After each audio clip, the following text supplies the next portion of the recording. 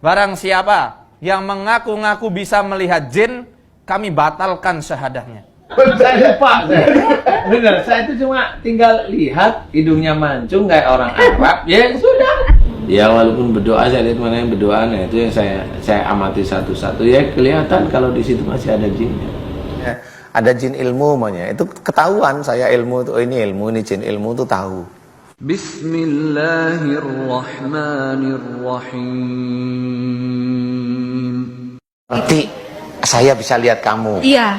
Kamu nggak bisa lihat saya. Saya lihat. Lihat kayak apa coba? Pak Ustadz Danu yang belakangnya teman-temannya saya tahu. Temennya siapa coba? Tahu. Elah, ngarang aja kamu Pak itu. Ustadz, ya namanya orang, manusia yang bisa melihat jin itu, ya pasti itu udah ketahuan berarti. Apa? Memang digangguin jin. Kayak Pak Apanya? Ustadz. Pak Ustadz melihat saya.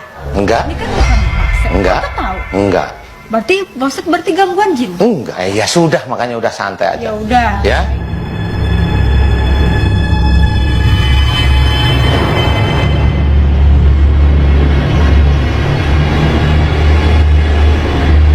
Udah. Ya. Saya- Kamu masuk di dalam tubuhnya lagi Mbak Mala, nanti tunggu waktunya keluar. Ingat, tunggu waktunya Sampai kapan? keluar. Tapi kalau Nanti. saya belajar lagi Sama saya, belajarnya sama saya. buat ngobatin orang ya. Hah? Buat ngobatin. Ngobatin cincin yang luka-luka malah enak. Saya nggak, pokoknya saya nggak mau. Pokoknya saya mau ngobatin orang aja Pak Ustadz.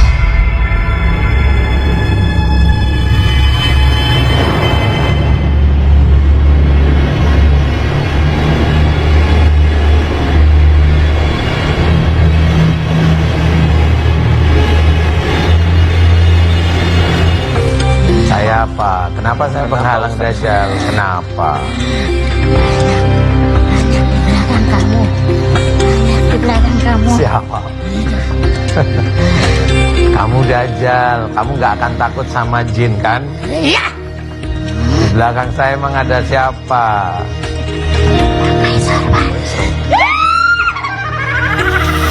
Saya lihat Lihat kayak apa coba? Pak Ustadz Danu yang belakangnya teman-temannya saya tahu.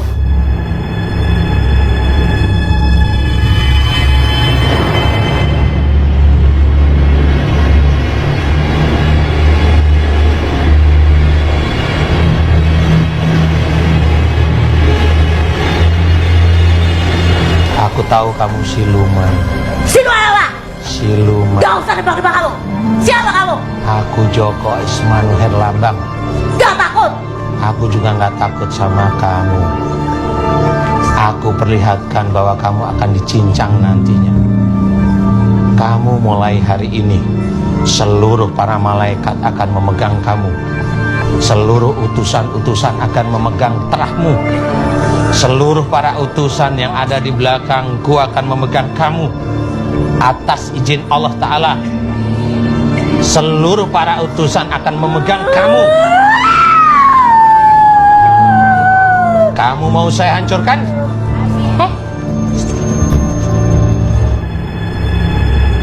Kamu mulai hari ini, seluruh para malaikat akan memegang kamu.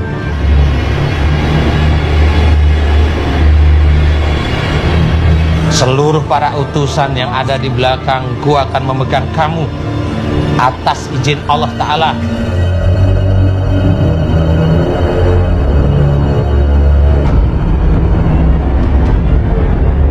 Kalau kiai yang benar, ustadz yang benar, ndak mungkin dia bisa melihat jin. Kadang ada orang yang ngeyel. Bohong kamu. Buktinya Nabi Sulaiman alaihi salam bisa melihat jin. Selalu dikiaskan kepada Nabiullah Sulaiman alaihi salam. Ini jelas kias wal farid. Ndak beres lah dikiaskan sama para nabi. Imam Al-Baihaqi telah meriwayatkan riwayatnya dari Ar-Rabi' dalam kitab Manaqibus Syafi'i. Beliau mengatakan, Sami'tu Asy-Syafi'i yaqul, Ar-Rabi' pernah mendengar bahwasanya Imam Asy-Syafi'i rahimahullah berkata, Man za'ama annahu ra'al jinna abtalna syahadatahu illa an yakuna nabiyyan. Barang siapa yang mengaku-ngaku bisa melihat jin, kami batalkan syahadahnya. Kami batalkan persaksiannya. Kecuali dia itu adalah seorang nabi. Jelas ya? Nabi Sulaiman nabi bukan? Nabi. Dibatalkan enggak? Tidak. Lah ente siapa itu kan? Yang ngomong bukan saya. Yang ngomong Imam Asy-Syafi'i. Yang membuat kaidah ini Imam Asy-Syafi'i. Quran surah 72 Al-Jinn ayat yang ke-6. Wa annahu kana rijalun minal insi ya'udzuuna birijalin minal jinni fazaduhum rahaqa. Ya, Masya Allah. Sungguh ada sementara kalangan manusia yang berkolaborasi minta bantuan kepada jin dalam mengentaskan persoalannya, namun ternyata jin itu tidak membawa solusi melainkan hanya kesengsaraan semata.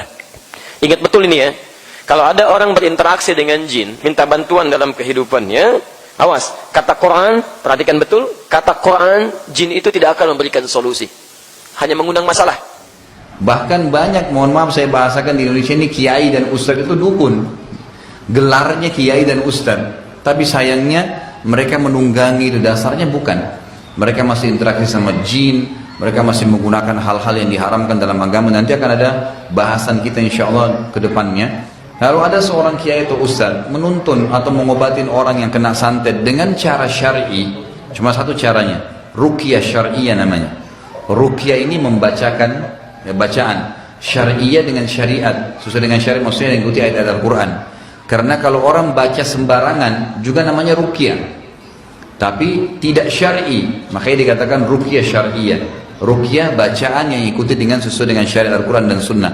Kalau tuntunannya ruqyah, dibacain ayat ruqyah, membaca Al-Fatihah, membaca ayat kursi, baca Al-Ikhlas, Al-Falaq, An-Nas, beberapa surah tentang Nabi Musa dengan Fir'aun, lalu ditiupkan ke badan orang yang sedang kena sihir, maka itu syar'i, tidak ada masalah. Kan gitu.